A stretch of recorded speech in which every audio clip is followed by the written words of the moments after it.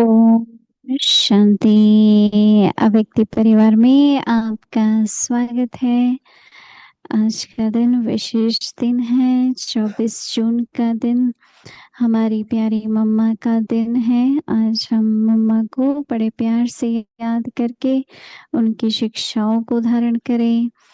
और पूरा मास हमें मम्मा की अलग अलग पॉइंट्स पे मिलती रही हैं और सभी ने अभ्यास भी किया होगा। और आज हम मम्मा को दिल से याद करते हैं। सदा हर्षित रहने के लिए अपनी नेचर को सरल बनाओ, सहनशील बनो। आज का विषय है सरलता, श्रेष्ठता और सहनशीलता।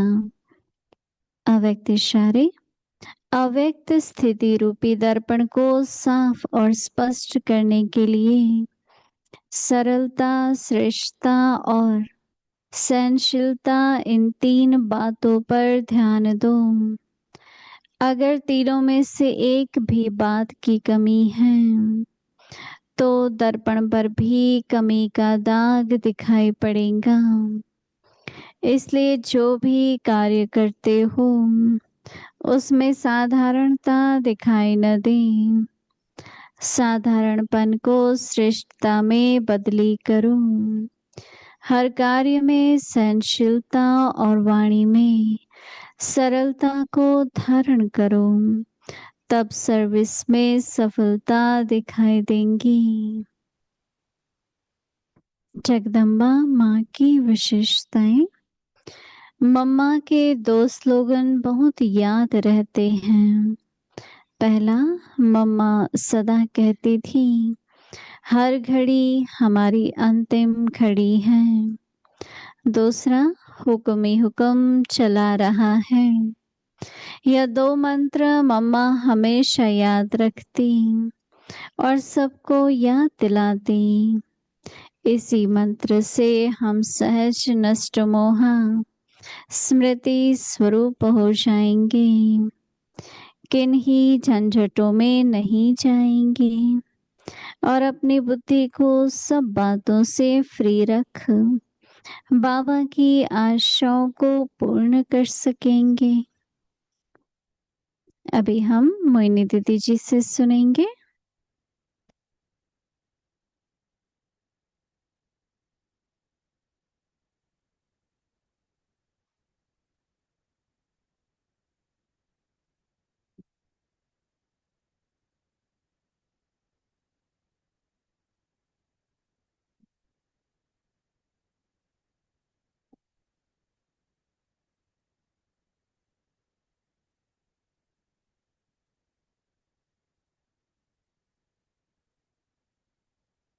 ओम शांति।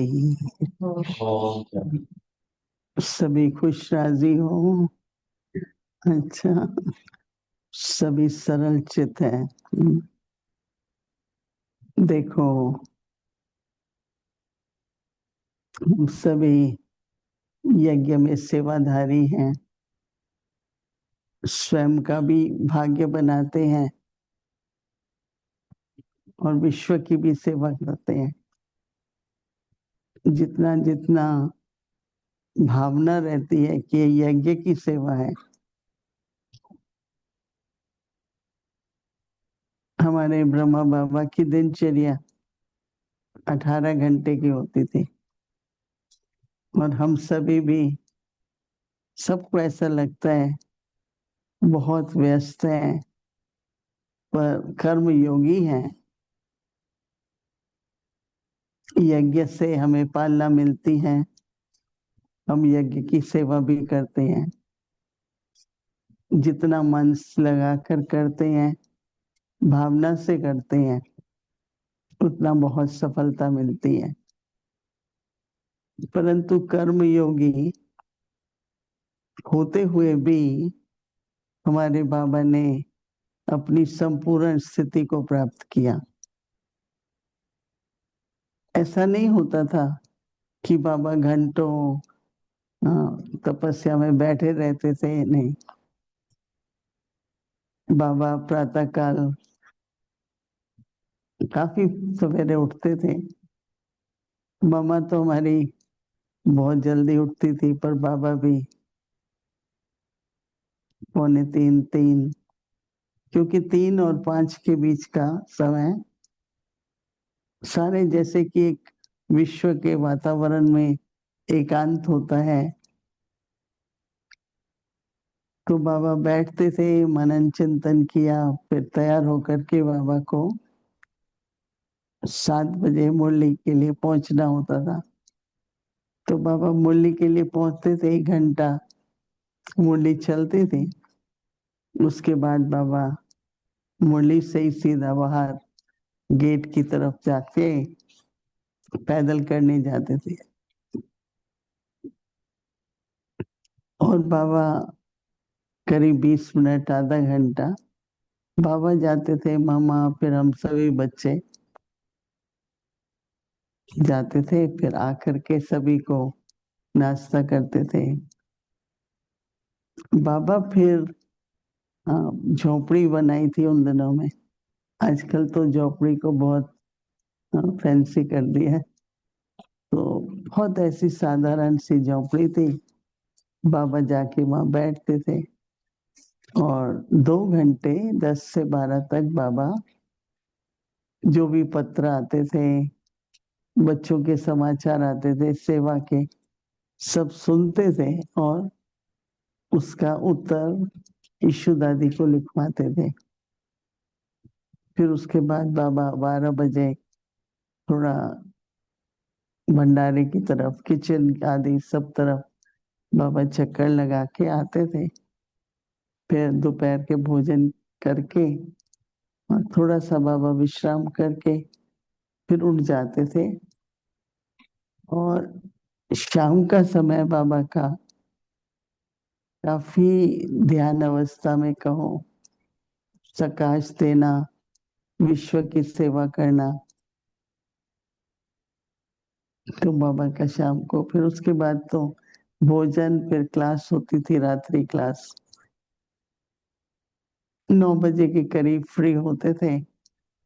फिर उसके बाद बाबा 10 बजे के करीब सोते थे। फिर सवेरे बाबा उठ करके अपनी दिनचर्या चलती थी। हम सभी भी कर्म योगी हैं और यहाँ पर तो चलता ही है, परंतु मन में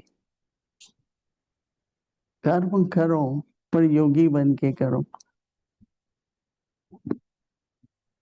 तो क्या होगा कि जो आप कर्म कर रहे हैं, कर्म करते भी आपका न केवल भाग्य बन रहा है, परंतु जैसे एक बुद्धि उपराम रहती है। फिर उसके बाद कर्म करते हुए भी अंदर में यही संकल्प है कि मुझे अव्यक्त बनना है, फरिश्ता बनना है, संपूर्ण बनना है। तो कर्म करते हुए संबंध और व्यवहार, उसमें बहुत कुछ सीखने को मिलता है। तो ऐसा कभी भी बोझ नहीं होना चाहिए। दूसरा, फिर जो योगी होगा वो सहयोगी होगा। देखो, सेवा तो सभी करते हैं, पर जहां जिस समय जिस सहयोग की आवश्यकता हो वहां उपस्थित होना वो बहुत जरूरी होता है। क्योंकि उससे क्या होता है कि दिल से दुआएं निकलती हैं। जैसे मैंने थोड़े दिन पहले भी बताया कि सबको ऐसे लगे कि मुझे मदद मिल रही है, मुझे मदद मिल रही है। कार्य तो बड़ा है ही, परंतु बड़े कार्य को भी अगर हम मिलकर करते हैं तो बहुत सहज हो जाता है। फिर शाम को लगन होनी चाहिए। कर्म योग हो गया, जाकर के फिर से शारीरिक रूप से फ्रेश, नहाया धोया, फिर कपड़े बदल के एकदम फ्रेश होके बाबा के पास आना चाहिए। तो बाबा ने जो 7 बजे का योग रखा है बहुत जरूरी है, क्योंकि सवेरे से हम कर्म में होते हैं ना। तो एकदम बुद्धि को न्यारा करके उपराम होके 7 बजे हम योग में बैठते हैं। तो सरल चित्त और हर्षित मुख, ये स्थिति अगर दिन भर है तो सरल चित्त का मतलब है दिल में कोई भी बात रहे नहीं। जैसे बात आती है, बात चली जाती है, वो जा रही है और हम सोच रहे हैं वो तो चली गई बात।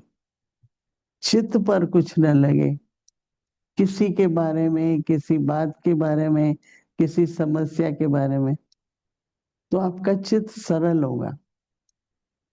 कोई भी बात, किसी की भी बात भी चित्त पर न लगे तो हर्षित मुख रहेंगे।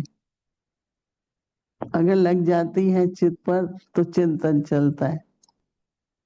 दादी जानकी हमेशा कहती थी, अपने चिंतन से सोचो, चिंतन को देख के पता लगेगा कि आपका चित्त कितना सरल है।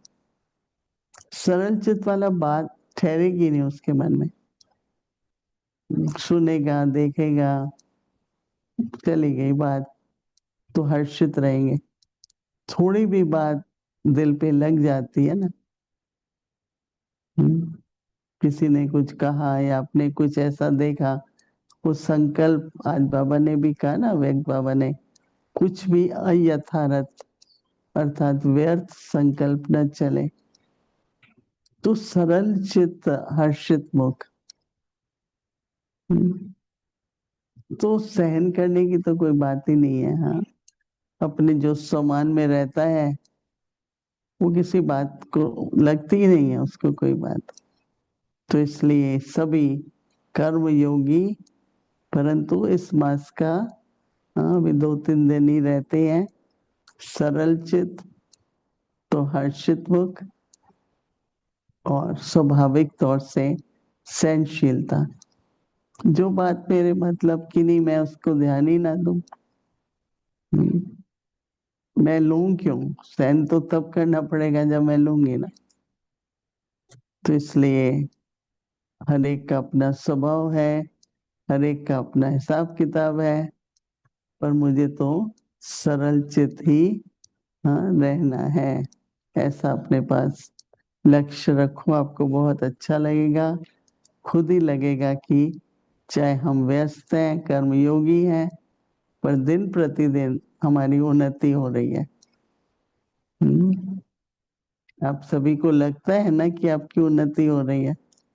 हाँ, वो कैसे पता चलता है? आपकी सरलता से, आपकी हर्षित मुक्ता से। तो इसलिए शाम का योग इसलिए जरूरी है कि दिन भर का जो कुछ व्यवहार चला, कर्म चला, उसको समेट लो और समेट करके फिर अपना दिन अंत हो रहा है बाबा की याद में, अपना फिर भोजन किया, कर लिया, तो विश्राम फिर करते हैं। तो इसलिए देखो, कर्म योगी भी हैं, अव्यक्त भी हो रहे हैं, फरिश्ता भी बन रहे हैं। तो इसलिए शाम को योग बहुत बहुत जरूरी है। तो आज का होमवर्क मिल रहा है, एक वर्ड ऐड हुआ है, सरलता, श्रेष्ठता और सहनशीलता। जो सरल स्वभाव होगा ना, उसका ऊंच होगा, सोचना उसका कल्याणकारी होगा, उसका सोच शुभ होगा, साधारण नहीं होगा, कोई कटुता नहीं होगी, किसी के प्रति विरोध की भावना नहीं होगी, क्योंकि सरल चित्त श्रेष्ठ है, साफ है, साफ भी है, श्रेष्ठ भी है। तो बाबा कह रहे हैं कि अव्यक्त स्थिति रूपी दर्पण को साफ और स्पष्ट,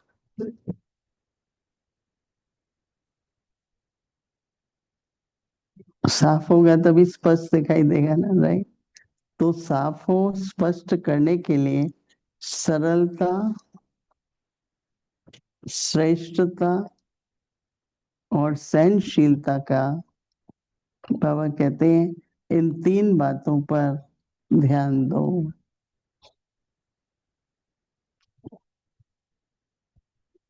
बहुत अच्छा लगता है जब सरल चित है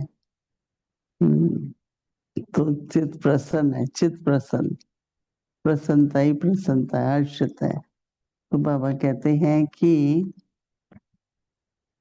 अगर तीनों में से एक भी बात की कमी है तो दर्पण पर भी बाबा कहते हैं कि जो कमी है उसका दाग दिखाई देगा। अव्यक्ति दर्पण, उसमें आप देखो।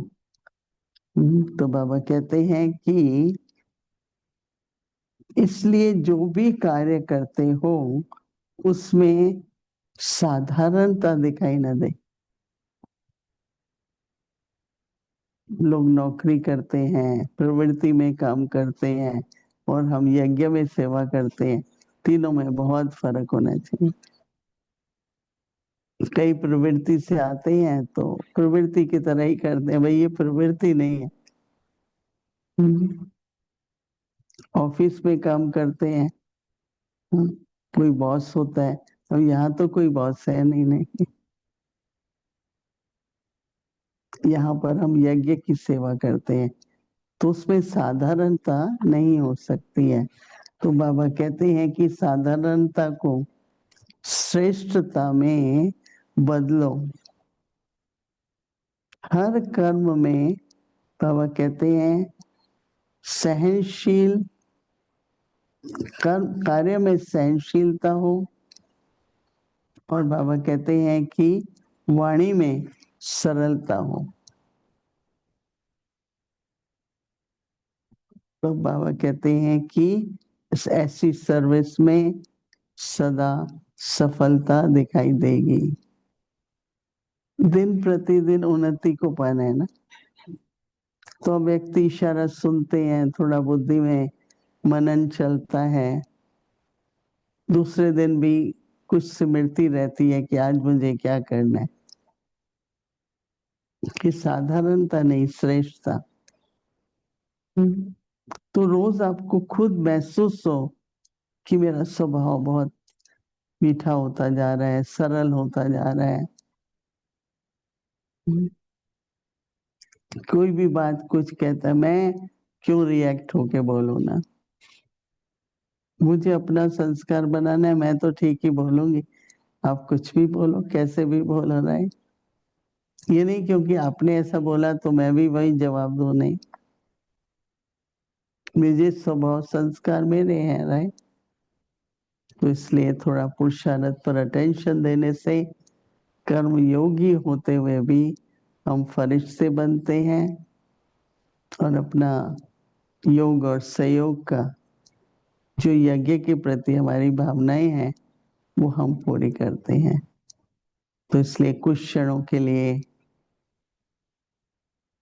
अपने सरल चित और श्रेष्ठता इस स्वरूप को इमर्ज करेंगे। ओम शांति।